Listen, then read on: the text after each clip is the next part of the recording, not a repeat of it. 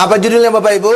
Kesaksian Roh Kudus. Roh Kudus bersaksi apa kepada kita? Bersaksi bahwa kita bebas dosa, bahwa Allah tidak lagi ingat dosa kita, bahwa Allah tidak lagi melihat pelanggaran hukum Taurat kita.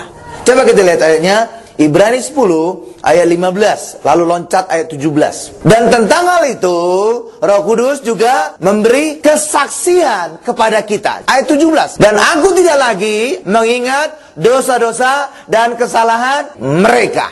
Nah, itu versi bahasa Indonesia. Kalau versi bahasa Inggris, Allah tidak lagi mengingat dosa-dosa dan pelanggaran hukum Taurat kita. Itulah sebabnya saudara jangan lagi merasa berdosa, tapi nggak tahu gimana. Banyak pendeta tidak mengerti ayat ini, sehingga apa? Justru mereka mengkhotbahkan orang harus mengingat dosanya. Wah, ini udah terbalik Bapak Ibu. Padahal Roh Kudus bersaksi bahwa kita tidak berdosa lagi. Allah sudah melupakan dosa lagi. Lah kalau pendeta banyak berkata ingat dosa, loh udah bertentangan dengan Allah itu Bapak Ibu. Berapa Bapak Ibu? Allah tidak mengingat dosa kita lagi. Loh kok ada pendeta malah mendorong kita untuk mengingat dosa? Itu kan sudah bertentangan. Berapa Ibu? Tapi kenyataannya demikian. Itulah sebabnya orang Kristen harusnya tidak lagi sadar dosa, tapi karena korban yang salah tadi membuat orang Kristen menjadi kembali ingat akan dosanya. Dan itu fatal. Kenapa bisa fatal, Pak? Karena ketika orang ingat dosa, maka mereka berkata, aku tidak layak diberkati. Aku layaknya sakit. Aku layaknya bangkrut. Aku layaknya menderita. Coba ketika saudara menghadapi penyakit misalkan, apa terlintas dalam pikiran saudara? Pasti saudara berkata, jangan-jangan ini dosa kemarin. Kemarin aku nempeleng istri saya. Ya Bapak Ibu, benar kan? Kemarin, 2 hari yang lalu, waduh, aku bentak-bentak mama saya. Selalu saudara mengkaitkan masalah saudara dengan dosa. Dan ketika saudara menemukan dosa itu, saudara berkata, oh pantesan aku sakit. Jadi ketika saudara merasa berdosa, saudara merasa layak untuk sakit. Gitu Bapak Ibu. Bahkan juga ketika juga saudara om nama gitu, teman saudara datang besok gitu Bapak Ibu. Kamu kenapa sih? Biasanya kamu sehat, sekarang sakit. Jangan-jangan kamu berdosa. Selalu gitu Bapak Ibu. Dan ketika mereka sudah menemukan dosa itu, mereka berkata, pantesan kamu bangkrut, pantesan kamu sakit. Jadi ketika mereka tahu berdosa, mereka seakan-akan layak untuk sakit, layak untuk bangkrut. Itulah sebabnya Allah tidak ingin saudara mengingat dosa-dosa. Allah sudah melupakan dosa kita, agar setiap kita hari ini sadar bahwa kita benar. Dan ketika kita benar, maka kita bukan lagi berkata, aku layak untuk sakit, aku layak untuk menderita. Tapi hari ini kita berkata, aku layak untuk sehat, aku layak untuk sukses, aku layak untuk berhasil, aku layak dapat rumah tangga yang indah, aku layak mendapat pekerjaan yang terbaik, aku layak sukses berkemenangan dalam kehidupan. Amin Bapak Ibu. Itulah sebabnya Allah telah melupakan dosa kita, agar setiap kita hari ini melupakan dosa kita, tapi hari ini kita ingat kebenaran, agar setiap kita hari ini layak menerima berkat Tuhan yang terbaik, agar hidup kita hari ini berkemenangan. Amin Bapak Ibu. Dan hal yang sama juga, gak mungkin Roh Kudus mendakwa kita atas dosa kita. Kenapa? Roh Kudus itu tahu bahwa Yesus telah menebus dosa kita. Benar Bapak Ibu? Roh Kudus kita Allah juga, benar? Lah iya dong. Yesus telah mengerjakan pengampunan dosa kita, pasti Roh Kudus tahu hal itu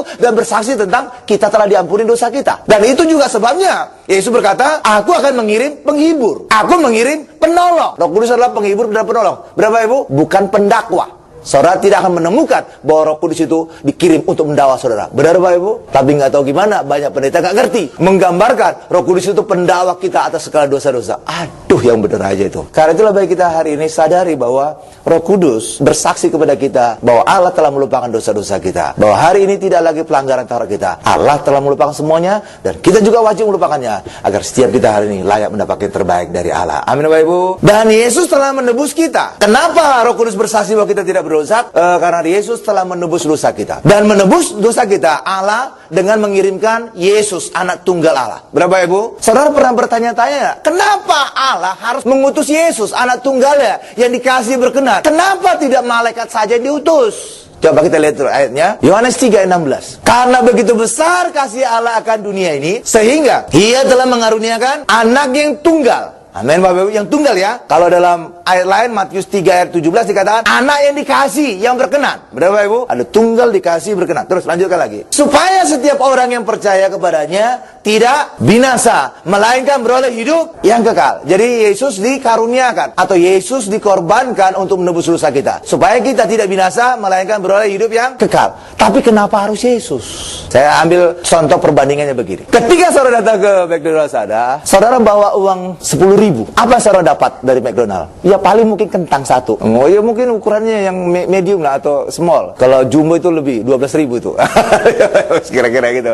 Jadi kalau saudara bawa uang 10.000, maka saudara kira-kira dapat kentang. Kalau saudara bawa uang 20.000, mungkin saudara dapat juga es lemon tea. Ya, kentang dan lemon tea gitu Bapak Ibu ya. Kalau saudara bawa 100.000, mungkin saudara dapat paket panas ya, panas spesial. Saudara bahkan bukan hanya dapat satu, bahkan 2 atau 3. Berapa Ibu? Jadi tergantung duit saudara, tergantung berapa uang yang saudara bawa, itulah yang akan saudara dapatkan. Senilai uang saudara, seperti itulah juga yang saudara dapatkan nanti dari McDonald. Berapa Ibu? Sekarang kita masuk ke hal kerohanian. Itu sebagai perbandingan saja. Kalau seandainya Bapa yang di surga hanya mengutus malaikat menebus kita, apa yang dapat saudara dapatkan? Pemulihan yang saudara dapatkan. Pemulihan paling banter yang kita dapatkan sebagai manusia adalah sedapat nilai malaikat tadi. Karena penebusannya, pembayarannya malaikat. Maka penebusan pemulihan saudara alami, kita alami setingkat malaikat tadi. Sejumlah pembayaran tadi. Berapa ya Bu? Tapi karena Bapa yang di surga mengutus Yesus menebus kita, maka pemulihan yang kita alami seperti nilai Yesus. Nilai Yesus adalah anak Allah,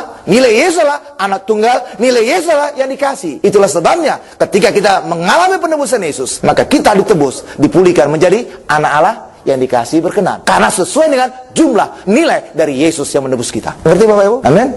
Jadi kalau saudara mendapatkan penebusan malaikat, kita tidak akan pulih menjadi anak Allah. Kita tidak akan pulih yang dikasih. Saudara tidak akan dapatkan yang berkenan. Kenapa? Pembayarannya malaikat. Levelnya masih di bawah. Tapi karena kita dapatkan Yesus, maka pemulihan kita alami, pemulihan yang terbaik. Saudara kita semua menjadi anak Allah, menjadi yang dikasih, menjadi berkenan. Bahkan kita menjadi seperti Kristus, senilai Yesus. Kalau saudara mendapatkan penebusan malaikat, segambar malaikat kita nantinya.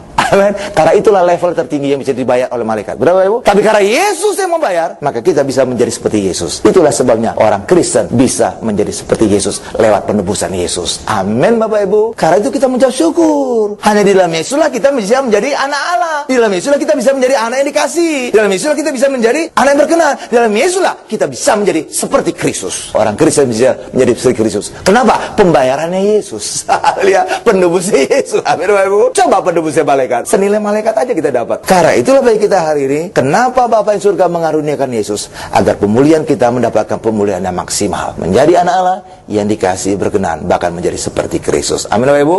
Orang Kristen menjadi seperti Kristus. Bukan karena perbuatan kita, tapi karena penebusan Yesus. Amin. Jadi pembayaran Yesus itu pembayaran yang maksimal Bapak Ibu. Dan kelewat pembayaran Yesus, lewat darahnya, maka sebagaimana juga ke Yesus, kita dapatkan. Kita menjadi anak Allah, itulah sebabnya kita bisa masuk surga, masuk rumah Bapa kita. Dan karena kita ditebus oleh Yesus, maka kita menjadi dikasih. Maka tata Allah bukan lagi tata penghakiman bagi orang Kristen, tapi tata Allah menjadi tata kasih karunia. Itulah sebabnya di dalam Ibrani dikatakan, lewat darah Yesus, setiap kita penuh keberanian untuk datang ke tata kasih karunia. Bukan tata penghakiman loh Bapak Ibu, tata kasih karunia. Kenapa? Karena kita ditebus oleh Yesus, anak dikasih, maka kita juga beroleh kasih Allah. Bukan lagi penghakiman Allah. Karena itulah penebusan Yesus itu benar-benar maksimal untuk kita dipulihkan. Karena itulah bagi kita hari ini, janganlah orang Kristen lagi berbicara tentang penghakiman Allah. Penghakiman sudah lewat. Yesus telah dihakimi di atas kayu salib agar setiap kita hari ini orang Kristen bebas penghakiman Allah. Itu jelas dikatakan di dalam Roma 8 ayat 1. Kita di dalam Yesus bebas hukuman. Kenapa kita bebas hukuman? Hukuman kita sudah di jalan Yesus. Yesus telah menebus kita dari dosa. Itulah sebabnya hari ini kita tidak lagi ngomong dosa. Karena itu hari ini mari sadari, saudara tidak lagi berdosa. Hari ini kita menjadi benar, bukan benar yang rendah, tapi benar yang maksimal. Kenapa? Karena Yesus yang menebus kita, anak tunggal Allah yang dikasih berkenan, sehingga lewat penebusan Yesus kita dipulihkan lebih dari Adam dan Hawa. Sebab hari ini kita menjadi anak Allah yang dikasih, yang berkenan seperti Yesus, dan kita bersama-sama duduk dengan Yesus, bersama-sama duduk di tatalah di kerajaan surga. Amin Bapak Ibu. Karena itu saudara jangan lagi ngomong penghakiman. Orang di luar sana, orang Kristen banyak yang nggak ngerti Bapak Ibu, sehingga apa? Dalam bahasa Inggris, akhir zaman itu disebut apa? Judgment Day. Bahkan sekarang udah ada filmnya, Terminator, Judgment Day. Sehingga apa? Karena menggambarkan akhir zaman itu adalah penghakiman. Tapi hari ini sadari bahwa kita dalam Yesus tidak lagi mengalami penghakiman. Kenapa? Karena Yesus telah dihakimi agar setiap kita hari ini bebas penghakiman Allah. Anda Ibu, tata Allah sudah berubah. Bukan lagi tata penghakiman, tapi menjadi tata kasih karunia. Sekarang kita masuk pada bagian yang kedua Bapak Ibu. Yesus menyembuhkan dan mengampuni. Markus 2 ayat 17. Yesus mendengarnya dan berkata kepada mereka, bukan orang sehat yang memerlukan tabib, tetapi orang sakit. Jadi Yesus datang datang sebagai tabib, menyembuhkan. Itulah tubuh Yesus. Aku datang bukan untuk memanggil orang benar, melainkan orang berdosa. Untuk apa? Diampuni dosanya. Itulah darah Yesus. Jadi tujuan Yesus tadi untuk menyembuhkan, untuk mengampuni dosa sudah terlihat. Dan itulah yang nanti akan kita terima saat berjabah kudus. Tubuhnya kita terima untuk menyembuhkan, Yesus sebagai tabib. Darahnya kan kita terima untuk mengampuni dosa kita. Berapa Ibu? Jadi tujuan Yesus hanya dua ini. Jangan tambah-tambahkan yang lain. Kenapa? Di luar sana banyak pendeta, banyak orang Kristen menambah-nambahin. Yesus datang untuk menghukum. Dari mana datangnya Yesus datang untuk menghukum dosa? Salah itu. Yesus datang untuk menanggung dosa, bukan menghukum. Supaya apa ditanggung? Supaya kita bebas hukuman. Dan Yesuslah yang dihukum menggantikan kita di atas kayu salib. Karena itulah bagi kita hari ini, saudara harus punya pemahaman demikian, pemahaman yang baik tentang Yesus. Jangan saudara punya pikiran negatif. Dan seringkali pikiran negatif itu karena kita masih merasa berdosa. Itulah sebabnya saudara harus sadari bahwa kita bebas dari dosa. Saudara hari ini benar, supaya pikiran saudara juga benar, tidak lagi berpikiran negatif tentang Yesus. Tapi karena orang selalu berpikiran dosa, berpikiran negatif, maka ketika dia sakit dia berkata, oh jangan-jangan ini hukuman Yesus atas dosaku. Aku bangkrut, oh jangan-jangan ini hukuman Yesus sehingga aku mengalami bangkrut. Hari ini sadari bahwa Yesus menanggung dosa, bukan menghukum dosa, agar setiap kita hari ini dibebaskan dari hukuman, dan Yesuslah menjalani hukumannya di atas kayu salib. Amin Bapak Ibu. Haleluya, haleluya. Karena itu kita harus punya iman bahwa Yesus telah menebus kita, bahkan menebus kita seumur hidup kita loh Bapak Ibu. Sebab Ibrani jelas dikatakan, dengan satu korban saja Yesus telah menyempurnakan kita yang Ia telah kuduskan. Jadi penebusan kita berlaku selamanya. Dan karena berlaku selamanya, maka saudara bisa berkata, aku benar selamanya dan aku layak diberkati selamanya, selamat selamanya. Tapi gak tahu gimana, itulah juga. Iya, banyak yang dikhotbahkan bahwa kita harus melihat kepada diri kita. Bahkan dunia mengajar demikian Bapak Ibu. Be yourself. Do yourself. Harusnya Bapak Ibu, lihat Yesus, bukan lihat diri saudara. Lihat diri saudara, maka saudara akan menemukan betapa banyaknya dosa yang kita alami. Naik angkot aja belum bayar tadi, lupa. Tapi ketika kita melihat Yesus, kita melihat dosa kita ada di situ. Dosa kita telah dijalani hukuman oleh Yesus. Bapak Ibu, karena itulah Yesus berkata, barang siapa yang ingin mengikut aku, ia harus menyangkal dirinya. Artinya menyangkal diri apa? Jangan lagi ngomong diri saudara, jangan lagi ngomong perbuatan saudara, jangan lagi ngomong kebaikan saudara, tapi semuanya harus ngomong tentang Yesus. Kebaikan Yesus, kesempurnaan Yesus, kemuliaan Yesus. Maka ketika kita lihat salib Yesus, disitulah kita bisa mengalami kemenangan. Amin Bapak Ibu. Saudara pernah salah? Oh pasti, saudara masih ada di dunia ini. Tapi ketika kita bisa melihat Yesus, salib Yesus, saudara berkata, kesalahanku tadi sudah diambil Yesus di atas kayu salib. Kesalahanku tadi sudah dihukum atas Yesus di atas kayu salib. Amin Ibu. Itulah sebabnya pentingnya kita untuk melihat salib Yesus. Fokus kepada salib Yesus, bukan fokus kepada diri saudara. Ketika saudara fokus kepada diri saudara, saudara berkata, aku tidak layak diberkati. Tapi ketika saudara fokus kepada salib Yesus, saudara berkata, aku layak diberkati. Karena segala dosaku telah ditanggung Yesus di atas kayu salib, segala dosaku telah dihukum di atas kayu salib. Sehingga setiap aku hari ini, aku berhak mendapatkan yang terbaik dari Allah. Karena itulah fokus kepada Yesus. Coba kita lihat ayatnya, Matius 16 ayat 24. Selidikilah hatiku Tuhan. Jadi bukan Daud sendiri menyelidiki, tapi Tuhan yang menyelidiki hatinya. Artinya fokus kepada Tuhan. Dan ketika Tuhan yang menyelidiki hatinya, Tuhan tahu bahwa darah Yesus telah membasuh dosa kita. Dipastikan Allah melihat kita sempurna. Jadi fokus kepada Tuhan, bukan kepada diri kita. Coba kita lihat ayatnya, Matius 16:24. Lalu Yesus berkata kepada murid-muridnya, setiap orang yang mau mengikut aku, ia harus menyangkal dirinya, memikul salibnya dan mengikut aku. Artinya menyangkal diri apa? Saudara tidak fokus kepada diri saudara, tapi fokusnya kepada Yesus. Saya ambil contoh lah saudara. Sering saya ulang-ulang itu, tapi itu efektif sekali contohnya. Misalkan tiba-tiba di sini ada air tergenang, mungkin karena gelas pecah atau segala macam Bapak Ibu. Lalu orang melihat kepada saudara, kamu yang jatuhinnya, kamu yang mecahinnya, kamu yang buat ini basah ya? Enggak. Saya juga baru lihat seperti kamu. Orang lain yang melakukan, bukan saya. Ini namanya penyangkalan diri. Bukan saya, orang lain yang buat. Hal yang sama juga dengan kerohanian. Bukan saya, Yesus yang buat. Bukan saya yang ngerjakan, Yesus yang ngerjakan. Bukan saya yang kudus, Yesus yang kudus. Bukan saya yang baik, Yesus yang baik. Itu namanya penyangkalan diri. Jadi penyangkalan diri, saudara tidak lagi berbicara tentang diri saudara, tapi berbicara tentang Yesus saja. Itu namanya penyangkalan diri. Bukan saya, Yesus. Bukan saya, Yesus. Itu baru mantap. Amin Bapak Ibu. Dan ketika kita bukan lagi fokus kepada diri kita, bukan lagi berbicara perbuatan kita, bukan lagi berbicara kebaikan kita, tapi kebaikan Yesus, maka dipastikan kita menang. Karena disinilah kita bisa melihat semua dosa kita juga ditanggung oleh Yesus, dijalani hukuman oleh Yesus, sehingga setiap kita hari ini, kita tidak lagi berdosa, kita benar, sehingga kita berhak mendapatkan terbaik dari Allah. Amin Bapak Ibu. Dan ketika kita melihat juga salib Yesus, kita tahu di situ telah dibayar dosa kita. Tapi ketika orang melihat dirinya, dia berdosa dan melihat dirinya, apa yang terjadi Bapak Ibu? Secara otomatis, secara bawah sadar, orang akan berkata, aku dosa, aku harus bayar dosa. Karena itulah banyak juga orang berkata begini, masa laluku demikian jahat, dulu aku suka bunuh orang, saya dulu suka melakukan banyak kesalahan, banyak dosa yang mengerikan, sehingga hari ini aku akan membayar semua dosa-dosaku. Dengan apa? Dengan berbuat baik. Dengan apa? Jadi pendeta. Dengan apa? Jadi sosial, kegiatan sosial. Saya ingin katakan Bapak Ibu, saudara tidak bisa membayar masa lalu saudara. Saudara tidak bisa membayar dosa saudara. Tapi hari ini kita harus lihat salib Yesus, di mana semua dosa kita telah dibayar. Maka ketika saudara punya masa lalu yang demikian kelam, demikian berdosa, datang saja kepada Yesus. Maka otomatis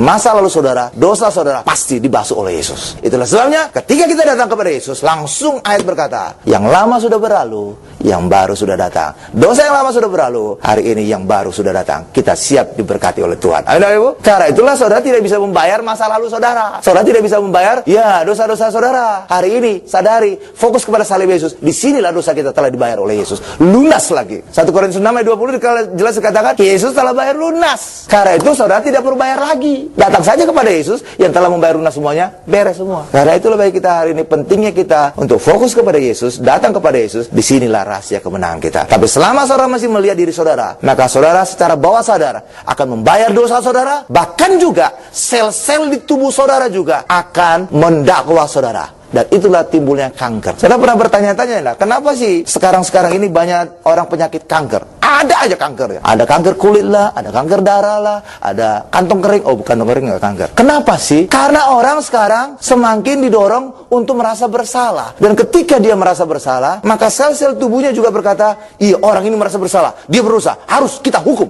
dengan penyakit. Itulah sebabnya muncul kanker. Kanker itu sebenarnya apa sih Bapak Ibu? Kelainan sel. Secara kerohanian, kelainan sel ini timbul karena tubuh menghukum dirinya. Jadi sel misalkan kanker kulit lah. Apa artinya kanker kulit? Sel kulit itu ada sebagian yang nakal, yang membalelu, yang memberontak. Sehingga apa? Sel kulit ini menyerang teman-temannya lagi, sel-sel kulit. Inilah kelainan sel. Inilah kanker kulit. Sama juga dengan kanker darah. Apa itu kanker darah? Sel darah putih menyerang temannya, sel darah merah. Inilah kenapa selnya liar. Selnya apa? Jahat. Selnya nakal. Kenapa nakal? Karena dia berkata, sel itu berkata dalam dirinya bahwa kita harus menghukum orang ini. Dia ini berdosa. Secara bawah sadar, tubuh saudara juga akan menghukum diri saudara ketika saudara berdosa.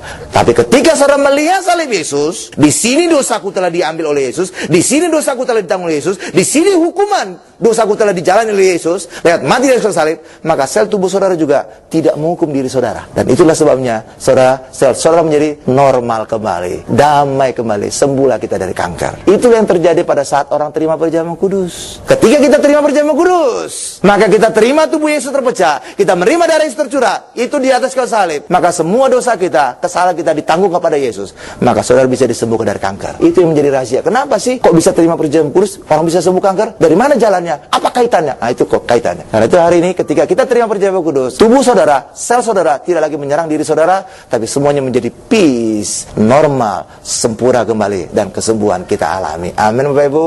Sekarang kita masuk kepada bagian ketiga. Yesus menggenapi hukum Taurat. Jadi hukum Taurat inilah yang membuat orang sadar dosa, Bapak Ibu. Kenapa hukum Taurat bisa membuat orang sadar dosa? Itu Roma 7 ayat 7. Karena lewat hukum kita tahu apakah kita melanggar hukum atau tidak. Ya, coba kita buka dulu ayatnya, nanti saya jelaskan. Roma 10 ayat 4. Sebab Kristus adalah kegenapan hukum Taurat, sehingga kebenaran diperoleh tiap-tiap orang yang percaya. Jadi saudara menjadi benar. Benarnya bukan karena perbuatan saudara, benarnya karena perbuatan Yesus yang kita percaya. Dalam bahasa Inggris, for Christ is the end of the law. Jadi Kristus mengakhiri hukum Taurat bagi kita. Kenapa bisa? Karena ketika kita ditebus oleh Yesus, maka hukum Taurat tidak bisa bekerja lagi atas kita. Kenapa sih Pak? Ketika kita dalam Yesus, hukum Taurat berakhir, tidak berlaku lagi bagi kita. Karena ketika kita dalam Yesus, dosa kita dihapus oleh Yesus. Dan ketika dosa kita telah dihapus oleh Yesus, maka hukum Taurat tidak lagi bisa mendakwa kita. Jadi hukum Taurat itu hukum. Maka sifat hukum ada pada Taurat. Dalam bahasa Inggris itu hanya satu kata, law. Satu kata aja kan, law. Memang hukum itu Taurat itu. Dan hukum hanya aktif ketika ada pelanggaran, ketika ada dosa. Saya ambil contoh. Ketua MK itu Bapak Ibu, dia korupsi Bapak Ibu. Maka undang-undang korupsi aktif atas dia. Kenapa? Ada pelanggaran korupsi. Dan undang-undang ini mengatur tentang korupsi tadi. Maka undang-undang ini otomatis aktif terhadap ketua MK itu. Tapi undang-undang korupsi yang sama tidak aktif terhadap pendeta. Kenapa? Pendeta tidak ada yang dikorupsi. Apa yang dikorupsi? Itulah sebabnya walaupun ada undang-undang korupsi tidak berlaku bagi pendeta. Kenapa? Pendeta tidak korupsi. Jadi undang-undang ini hanya aktif ketika ada pelanggaran. Hal yang sama juga dengan hukum Taurat. Hukum Taurat itu hanya aktif ketika ada dosa. Tapi ketika kita dalam Yesus, dosa kita diampuni oleh Yesus, dihapus oleh Yesus. Itulah sebabnya hukum Taurat ini tidak lagi bisa mendakwa kita, tidak berlaku lagi bagi kita. Nangkap Bapak Ibu? Karena itulah ayat tadi berkata, for Christ is the end of the law. Dalam Kristus kita, Taurat berakhir. Dosa kita tidak ada lagi. Tapi orang di luar Yesus masih berdosa. Siapa mengampuni dosa mereka? Itulah sebabnya hukum Taurat itu tidak dihapuskan oleh Yesus, tetap eksis, tapi berlaku bagi mereka. Tapi bagi kita tidak berlaku. Sebab apa? Kita tidak punya dosa lagi yang bisa didakwa oleh hukum Taurat. Itu satu hal. Jadi dari sisi dosanya. Dan ketika kita hidup dalam hukum Taurat, kita tahu kita juga berdosa. Tadi Roma 7 ayat 7 saya kata. Bagaimana ceritanya? Begini Bapak Ibu. Misalkan ini satu jalan raya. Selama tidak ada tanda larangan parkir, saudara parkir di sini, saudara bebas hukuman, bebas dari tangkap polisi. Benar Bapak Ibu? Tapi ketika di sini ada tiang dan ada P dicoret di dalam parkir, saudara parkir, polisi bisa menangkap saudara. Jadi polisi bisa menangkap saudara, dasarnya apa? Saudara telah melanggar hukum ini, dilarang parkir. Tapi selama hukum ini tidak ada, maka saudara bisa parkir sembarangan. Hal yang sama juga dengan Taurat. Ya, ketika kita hidup dalam hukum Taurat, saudara langsung tahu saudara berdosa atau tidaknya. Kenapa? Ada hukum pasti saudara langgar. Tapi ketika saudara keluar dari hukum Taurat, tidak ada lagi hukum melanggar, maka saudara bebas dari segala dosa. Tidak lagi mengenal dosa. Itulah sebabnya Bapak Ibu, ketika kita dalam Yesus, hukum Taurat tidak berlaku bagi kita, maka kita bebas dari perasaan berdosa. Kita bebas dari dosa, dan itulah yang disebut dengan hati nurani yang sempurna. Saudara tidak lagi merasa ada berdosa. Selama saudara masih merasa berdosa, saudara berkata, aku tidak layak diberkati Tuhan. Tapi ketika saudara berkata, aku tidak berdosa lagi, maka saudara berkata, aku layak mendapatkan terbaik dari Tuhan. Amin Bapak Ibu. Jadi Yesus tidak mengakhiri hukum Taurat, tetap ada, tapi membuat tidak berlaku bagi kita. Kenapa? Dosa kita telah dihapuskan oleh Yesus. Amin Bapak Ibu. Jadi hukum Taurat walaupun ada, tidak aktif terhadap kita. Jadi Yesus menggenapi hukum Taurat agar setiap kita hari ini tidak lagi merasa berdosa. Saudara tidak lagi punya nurani berdosa, sehingga setiap kita hari ini berkata, yes, aku bebas dosa, aku benar di hadapan Allah, aku berhak mendapatkan yang terbaik dari Allah. Dan ketika saudara benar, maka semua ditambahkan, semua saudara dapatkan dalam kehidupan. Matius 6 ayat 33. Nah, Yesus telah membayar lunas hutang dosa kita Bapak Ibu. Itulah sebabnya juga di dalam hati kita jangan lagi punya perasaan aku harus bayar harga. Udah lunas oleh Yesus. Mari hari ini kita percaya saja bahwa Yesus telah melunasi hutang dosa kita, sehingga saudara tidak lagi punya perasaan, punya hati nurani bahwa aku harus membayar dosaku, aku harus membayar kesalahanku. Tidak Bapak Ibu, Yesus telah membayar 2000 tahun yang lalu di atas kayu salib. Maka bagi kita hari ini percaya, maka hari ini kita bebas dari perasaan harus membayar harga. Tapi nggak tahu gimana, itulah Bapak Ibu ya. Seringkali orang Kristen masih hidup dalam hukum Taurat, dan ketika orang Kristen masih hidup dalam hukum Taurat, perasaan harus membayar harga itu ada. Iya, kenapa mereka punya perasaan harus membayar harga? Karena mereka hidup dalam hukum Taurat yang menuntut kebenaran dari manusia. Maka mereka harus membayar kebenaran ini dengan apa? Berbuat baik. Itulah sebabnya ketika orang Kristen masih hidup dalam hukum Taurat, maka selalu ada dorongan dalam hatinya untuk membayar harga. Ada hukum yang dilanggar, maka dia harus membayar pelanggaran dari. Tapi ketika saudara hidup dalam anugerah, maka saudara melihat bahwa Yesus telah mengerjakan semuanya. Yesus telah membayar semuanya. Bahkan Bapak Ibu, Yesus telah mengerjakan semuanya Bapak Ibu, maka kita tidak lagi perlu mengerjakan lagi. Bahkan Yesus telah memberikan kebenaran Allah kepada kita, sehingga kita tidak perlu lagi mengerjakan kebenaran, karena Yesus telah memberikan bagi kita. Itulah sebabnya ketika orang Kristen hidup sungguh-sungguh dalam anugerah, maka saudara tidak punya dorongan lagi untuk membayar harga. Tapi selama orang Kristen masih hidup di dalam hukum Taurat, cepat atau lambat pasti ada perasaan dalam hati harus bayar harga. Karena dalam hukum Taurat, saudara yang harus bayar kebenaran. Coba kita lihat ayatnya, Galatia 3 ayat 10. Karena semua orang yang hidup dari pekerjaan hukum Taurat berada di bawah kutuk. Bukan kata saya, kata ayat. Jadi justru orang ketika ngerjain Taurat, justru di bawah kutuk. Kenapa? Itu ada penjelasannya. Sebab ada tertulis, terkutuklah orang yang tidak setia melakukan segala sesuatu yang tertulis dalam kitab hukum Taurat. Maksudnya apa? Tidak ada orang yang bisa setia. Karena hukum Taurat itu sempurna. Dari 1 sampai 10. Harus mengerjakan semuanya 10-10-nya. Tidak bisa saudara berkata, dari 1 sampai 8, kayaknya saya bisa Tuhan. 9 sampai 10, dipur ya Tuhan ya. Enggak ada tuh Bapak Ibu. Pas ya Tuhan, enggak ada itu Bapak Ibu. Ya gagal 1, gagal semua. Karena ini satu paket. Karena itu dikatakan, tidak ada yang setia. Tidak ada yang bisa melakukan semuanya secara sempurna. Karena Taurat itu sempurna, manusia mengerjakan tidak sempurna. Itulah sebabnya ketika orang Kristen maksa melakukan Taurat, hidup dalam Taurat, justru dia menjadi terkutuk. Bukan kata saya, kata ayat itu. Itu kata ayat. Bapak Ibu, karena itulah bagi kita hari ini, saudara bukan lagi mengerjakan hukum Taurat, tapi saudara percaya kepada Yesus yang telah menggenapi hukum Taurat. Maka hari ini kita menjadi benar. Karena itulah hari ini, saudara benar. Bukan karena perbuatan baik saudara mengerjakan Taurat, tapi karena kita percaya kepada Yesus yang telah menggenapi hukum Taurat. Amin Bapak Ibu. Berikan kemuliaan, paling dahsyat, luar biasa, paling lama bagi Tuhan Yesus. Kita tundukkan kepala kita.